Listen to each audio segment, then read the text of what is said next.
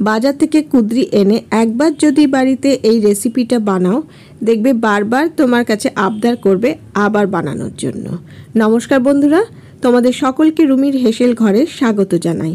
আমি রুমি, আর আজ আমি তোমাদের সাথে শেয়ার করব কুঁদরির দুর্দান্ত স্বাদের একটি রেসিপি, যেটা গরম ভাতের সাথে বা রুটির সাথে খেতে ভীষণই ভালো লাগবে। এর আগেও আমি কুঁদরির একটা রেসিপি শেয়ার করেছি, লিংক আমি ডেসক্রিপশন বক্সে দিয়ে দেবো। তোমরা যারা মিস করে গেছো একবার দেখে নিতে পারো। আজকের এই কুঁদরির রেসিপিটা কিন্তু একদমই অন্যরকম বানাবো। ভিডিওটা সম্পূর্ণ দেখার অনুরোধ রইল। তাহলে চলো রেসিপিটা শুরু করে দিই। কুঁদরির এই রেসিপিটা বানানোর জন্য আমি পরিমাণ মতন কুঁদরি নিয়ে নিয়েছি। প্রথমেই আমি কুঁদরিগুলোকে ভালো করে ধুয়ে নিয়েছিলাম। আর এই কুঁদরিগুলো দেখো কিন্তু পটলের মতন দেখতে হয়, তবে পটলের গাটা যেমন খসখসে, কুঁদরির গা কিন্তু খসখসে না, একটু চকচক করে।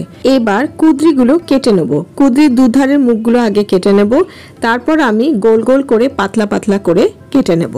তোমরা চাইলে লম্বা লম্বা করেও কুঁদরিগুলোকে কেটে নিতে পারো, কিন্তু এই রেসিপিটার জন্য আমি গোল গোল করেই কেটে নিচ্ছি। আর যেহেতু গোল গোল করে আর পাতলা করে কাটা হচ্ছে, রান্নাটাও কিন্তু খুব তাড়াতাড়ি হয়ে যাবে। বন্ধুরা, রেসিপিটা ভালো লাগলে একটা লাইক ও কমেন্ট করে দিও, আর শেয়ার করে দিও।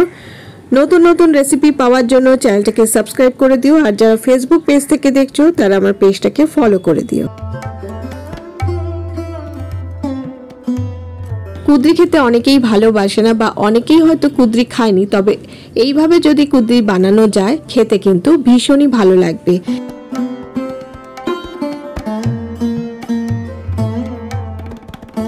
সব কুঁদরিগুলো আমার গোল গোল করে পাতলা পাতলা করে কাটা হয়ে গেছে। এবারে এই একটা প্লেটের মধ্যে আমি রেখে দিলাম।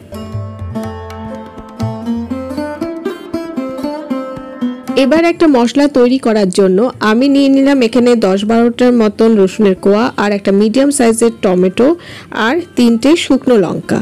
এইবার এগুলি পেস্ট করে নেব মিক্সার গ্রাইন্ডারে। কড়াইতে বড় চামচের 2 চামচ সর্ষের তেল দিয়ে দিলাম। তেল গরম হয়ে গেলে আমি এবার দিয়ে দিচ্ছি 1/2 চামচ গোটা জিরে। আর রান্নাটা সর্ষের তেলেই হবে। জিরেটা একটু ভাজা ভাজা করে নিচ্ছি, আর বেশ সুন্দর একটা যেই গন্ধ বেরোবে এর মধ্যে দিয়ে দিলাম একটা পেঁয়াজ।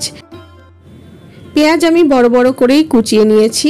পেঁয়াজটা হালকা করে ভেজে নেব, খুব বেশি ভাজবো না, ঠিক এইরকম একটু দেখো হালকা বেশ ভাজা হয়ে গেলে এইবারে এর মধ্যে দিয়ে দেবো যে মশলাটা আমি পেস্ট করে রেখেছিলাম, সেই মশলাটা আমি এর কড়াইয়ের মধ্যে ঢেলে দিলাম। ফ্লেমটা লোতে রেখে এবার আমি মশলাটা ভালো করে কষিয়ে নেব। 2 মিনিট কষানোর পর এবার আমি দিয়ে দিচ্ছি 1/2 চামচ হলুদ গুঁড়ো, আর 1 চামচ ধনে গুঁড়ো, আর দিয়ে দিচ্ছি 1/2 চামচ কাশ্মীরি লাল লঙ্কা গুঁড়ো, আর দিয়ে দিলাম স্বাদ অনুযায়ী নুন। আমি এখানে আর লাল লঙ্কা গুঁড়ো ব্যবহার করছি না, বা কাঁচা লঙ্কাও ব্যবহার করব না, কারণ আমি বাটা মশলার মধ্যে শুকনো লঙ্কা ব্যবহার করেছি। এবার দিয়ে দিলাম মশলা বেটে রেখেছিলাম যে বাটির মধ্যে, সেই বাটিটা ধুয়ে কিছুটা জল দিয়ে দিলাম। আবারও ভালো করে মিশিয়ে নেব, এবং মশলা থেকে যতক্ষণ না তেল বেরিয়ে আসছে ততক্ষণ মশলাটাকে খুব ভালো করে কষিয়ে নিতে হবে, আর ফ্লেমটা অবশ্যই লোতে রাখতে হবে।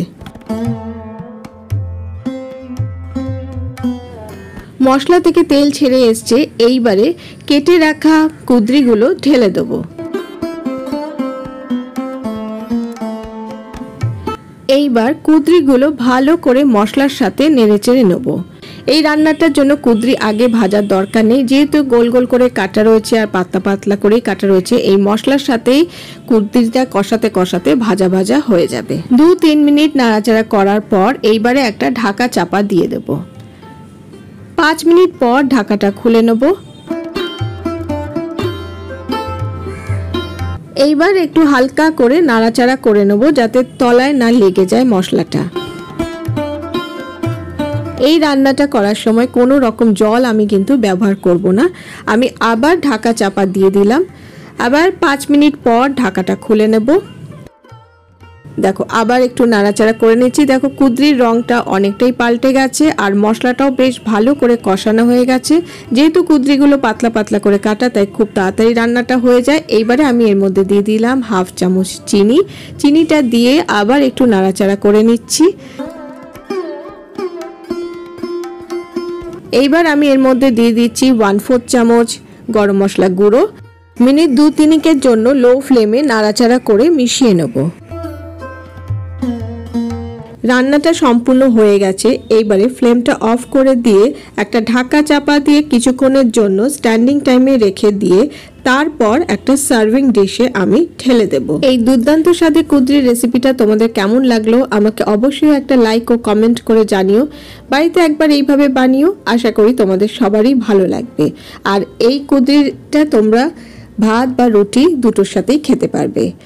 আমার চ্যানেলে নতুন বন্ধু হয়ে থাকলে সাবস্ক্রাইব করে নেওয়ার অনুরোধ রইল। আর পাশে থাকা বেল আইকনটাকে অবশ্যই প্রেস করে দেবে, যাতে পরবর্তীকালে আমি যখনই কোনো ভিডিও শেয়ার করব তার নোটিফিকেশন তোমাদের কাছে আগে পৌঁছে যাবে।